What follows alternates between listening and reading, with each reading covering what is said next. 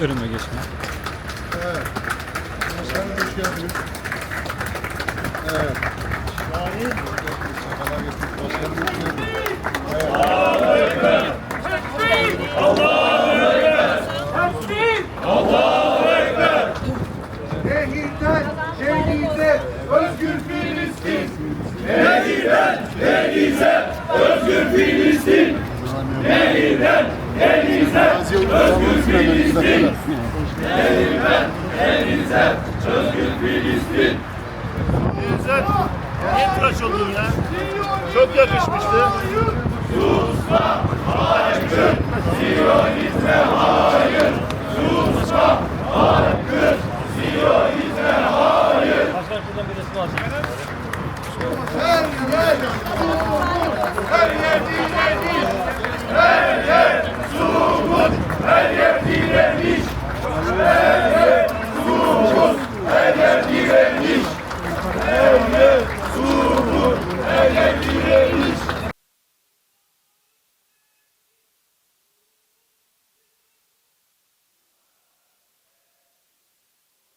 İnsan onur ve haysiyetinin ayaklar altına alındığı, 70 bin insanın soykırımda hayatını kaybettiği, kadın hakları, çocuk hakları gibi bütün insanlık açısından hassas kavramların tamamının yerle bir olduğu,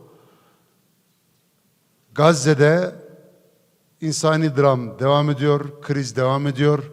Dolayısıyla ne çocuklar eğitim hakkını kullanabiliyor, ne sağlık yardımlarını alabiliyorlar, ne gıda doğru düzgün ulaşabiliyor, ne de yıkılmış, harap olmuş Gazze yeniden imar edilebiliyor. Dolayısıyla oradaki insani krize dikkat çekmek için dili, dini, rengi, şekli, ülkesi, milliyeti farklı dünyanın her yerindeki hassas yüreklerin, aktivistlerin bir araya gelerek orada insani krizin son bulması, Filistin'in özgürlüğüne kavuşması ve katliamların bir daha yaşamaması konusundaki canlarını dişlerine takarak gösterdikleri cesaret takdir edilesi, saygı duyulası bir cesarettir. Biz oradaki başlangıçtan bugüne kadar tüm insani kriz sürecinde hep gündemde tutmaya, oraya dikkatleri çekmeye, dünyanın bütün meydanlarında hassas yüreklerin, insan onuru ve haysiyetine sahip çıkan insanların ortaya koyduğu erdemli tavırı Türkiye satında ortaya koymaya çalıştık. Uzun bir yolculuk süreci yaşadılar. Yapacakları yolculukta almaları gereken eğitimi aktivistler olarak orada aldılar. Yola çıktılar. Barcelona'dan İtalya sınırına geldiler. Orada yeni katılımlar oldu ve Türkiye sınırlarına doğru yanaşıp Marmaris'ten katılacak olan teknelerle ilgili süreç beklenirken birden uluslararası sularda müdahaleyle karşılaştılar ve seyri sefer serbestisini, uluslararası hukuku ihlal eden korsanlıkla karşı karşıya geldiler. Haydutlukla yüzleştiler ve orada alıkonuldular. Tekneleri batırılsın diye deniz ortasında bırakıldı. Daha sonra ben ülkemize teşekkür ediyorum. Dışişleri Bakanlığı'yla devamlı trafik halindeydim. Dolayısıyla ülkemiz, Dışişleri Bakanlığımız bu konuda devreye girdi. Belli bir trafik yürüdü. Daha sonra Girit yakınlarına bırakarak oradan Türkiye'ye getirilmesi konusunda Türkiye'nin yine uçak göndererek aktivistleri Türkiye'ye bir öncekinde olduğu gibi nakli söz konusu oldu. Süreç bitmedi. Süreç devam ediyor. Şimdi Sumut'a yeni katılımlar, karayoluyla dolayısıyla Libya üzerinden devam edecek de Moritanya'dan başlamış olan bir insanlık filosu tekrar yolculukta. Bu açıdan süreç devam edecek. Bu oradaki insani kriz çözülene ve Filistin Gazze özgürlüğüne kavuşana kadar Siyonist barbarlığa, korsanlığa, haydutluğa karşı insanlık sesini yükseltmeyi sürdürecek. Memur Sen de bu anlamda Mehmet Akif İnan gibi bir değerin kurduğu bir sendikal hareket olarak insan onur ve haysiyetine her zaman hassasiyetle yaklaşmış olan, dili, dini, rengi, şekli ne olursa olsun hiçbir zaman ayrım yapmamış olan, Nepal ve Filipinler'de deprem olduğunda bizim oralarla din bağımız çok fazla yok demek yerine insanlık ortak paydasında dünyanın her yerindeki mesele bizi ilgilendirir diyerek oraya yardımların ulaşması konusunda da diğer yerlerde hassas olduğu gibi Suriye'de ve diğer insani kriz bölgelerinde yaşandığı gibi oraya da hassas davranmış. Bu konuda mazlumun mağdurun dini sorulmaz şiarıyla meseleye yaklaşmış bir konfederasyondur. Kuruluşumuzdan bugüne Gazze ve Filistin hassasiyetini, daha doğrusu tüm dünya mazlumların hassasiyetini her ortamda dile getiren bir teşkilat. Bizlere sahada eylem, söylem, yapılacak her işin sonuç alınamadığını fark edince bir hareket daha lazımdı. Somut bir eyleme geçmek gerekiyordu. Bizler dünyanın en büyük kötülük hareketi, yani bütün insanlığın düşmanı Siyonist bir rejimin yıllardır Gazze'de uyguladığı soykırımı ifade etmek. Onların bu soykırımını deşifre etmek. Gazze'deki mazlum kardeşlerimizin sesi olmak. Mümkünse onların beklenti umudunu karşılamak üzere bir avuç 70 ülkeden 500'e yakın aktivistin, bir avuç yürekli insanın bulunduğu bir filoya belki bir aya yakın bir yolculuk yaptık. Aslında çok yaklaşmıştık. Aslında eğitimlerimizin hepsi yolculuğumuz boyunca yeterliydi. Biz bunu başaracağımıza inanıyorduk.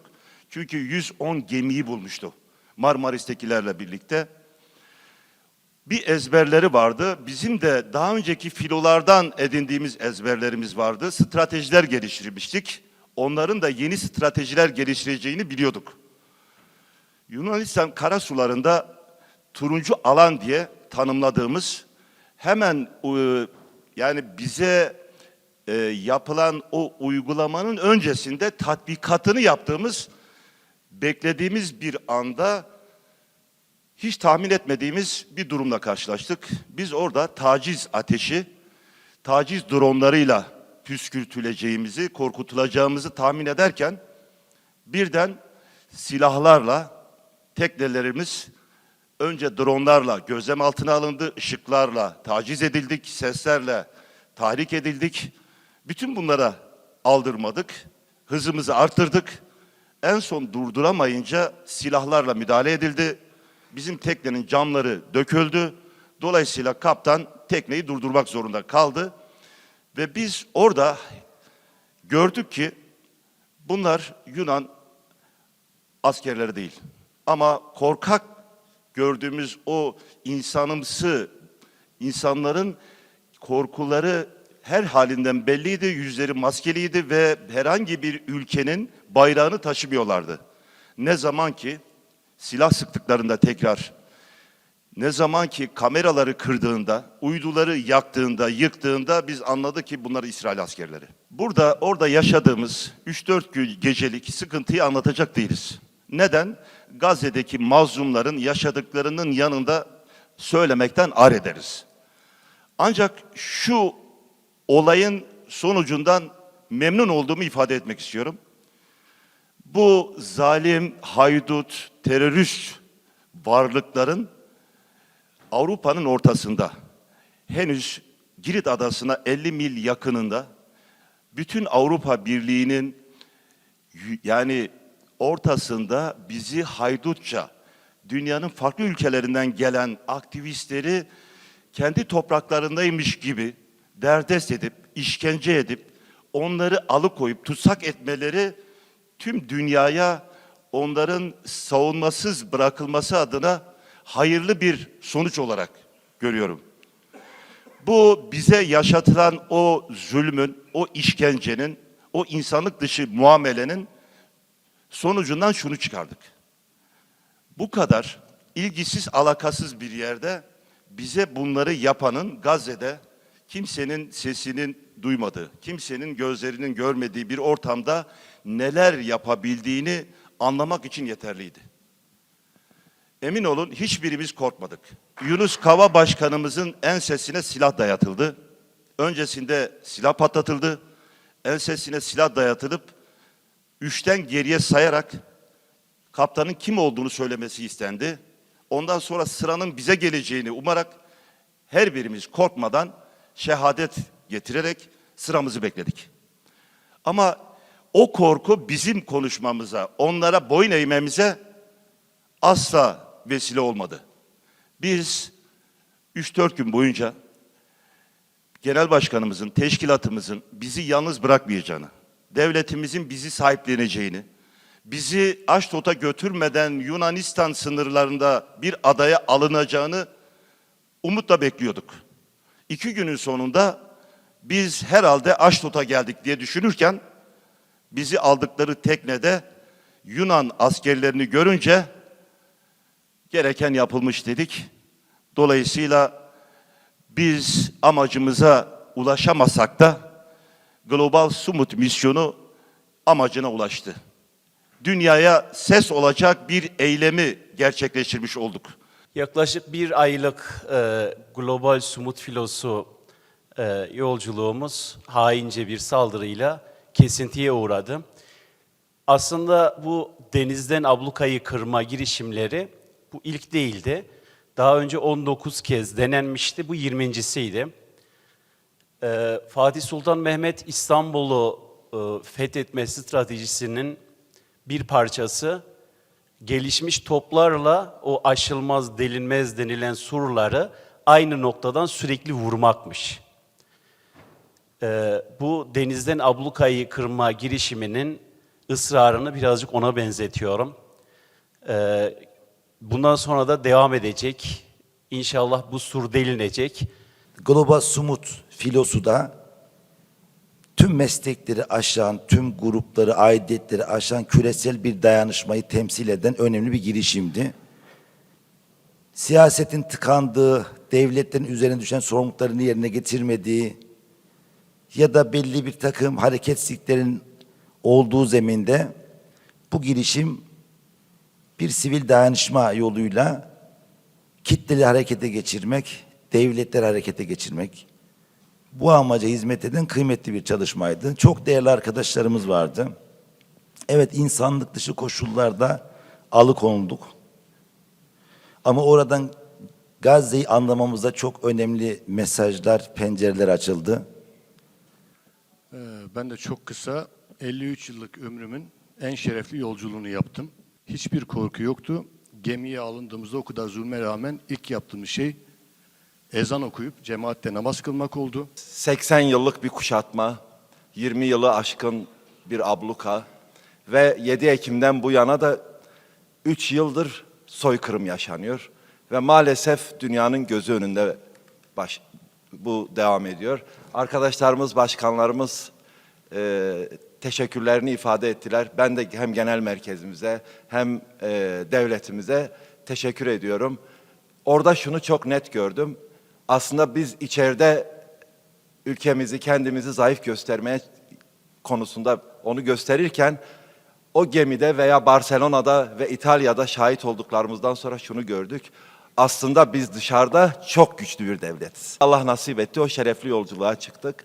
Tabii şu an hem giderken hem dönüşte insanların, kardeşlerimizin çok yoğun ilgisine maruz kalıyoruz. Bakın, biz asla kahraman değiliz. Bir Müslüman olarak, bir insan olarak vazifemizi yerine getirdik. Asıl kahramanlar, asıl belki bu dünyaya şu an örnek olanlar Gazze'dekiler, Gazze'deki kardeşlerimiz. Dünyanın 70 ülkesinden, belki 100 ülkesinden çok farklı insanların bir araya geldiği ve nasıl tarif edebiliriz diyeceğimiz cümle şu: Sumut küresel intifadaydı arkadaşlar. Gerçekten küresel intifadaydı. Belki intifada dönemindeki gibi taş atma imkanımız yok ama Sumut zamanın intifadasıydı ve küresel bir intifadaydı.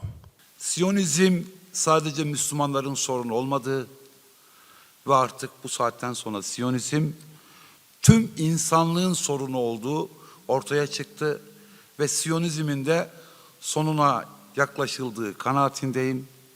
Bize düşen mücadeleyi gerçekleştirmek, yola düşmek, bu anlamda da ne gerekiyorsa yapılması gerekiyor. Filonun içerisinde Müslüman Türkiye'nin bir evladı olarak bulunmak bizim için bir iftihar vesilesiydi. Memursen mensubu olarak orada bulunmak bizim için bir iftihar vesilesiydi. Biliyor ve inanıyoruz ki bu bize Rabbimizin bir lütfu ikramiydi. Bunun için ne kadar hamd etsek azdır. Yaşadıklarımız göze aldıklarımızdan çok daha azdı. Allah nasip etti. Türkiye'nin de baskısıyla, diğer devletlerin de baskısıyla İsrail bizi çok fazla tutamadı. Çünkü zaten biz onların elinde bir ateştik aslında. Bizi ne kadar elinde tutsa onu o kadar yakacaktık. Biz daha fazla tutsun istiyorduk.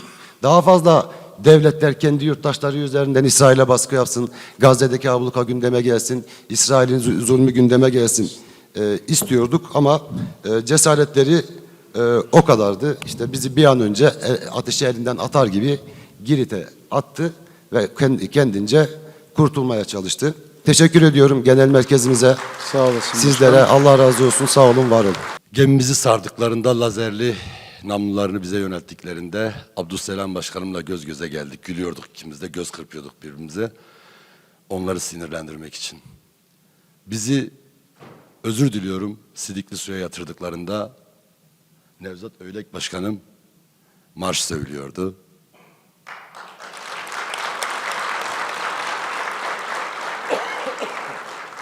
Evet, hepimizin çok farklı hikayeleri var. Annem yatalak hastaydı, bıraktım gittim. Beni yolculayan abim 4. evre kanser hastası. 3. günden sonra yoğun bakımdaydı. Küçük kızım aradı. Baba seni gizli arıyorum dedi. Gelebilirsin belki dediler. Ama gelme dedi. Ben seni çok seviyorum, çok özlüyorum, ağlıyorum ama gelme dedi 10 yaşında. Niye kızım dedim. Dedi ki senin bir hayalin vardı. Gazze'li çocuklarla buluşmak. Git hayaline kavuş dedi. Elhamdülillah. Az önce buraya gelmeden önce Girne'deki kardeşlerimizle görüştüm. Girit'teki kardeşlerimizle görüştüm canlı, görüntülü. Hepinize selamları vardı. Üstümde kalmasın. Evet, bu şarkı böyle yarım kalmayacak. Allah'a emanet olun. Buyurursanız biz ayağa kalkalım. Bütün salon bu tarafa gelsin.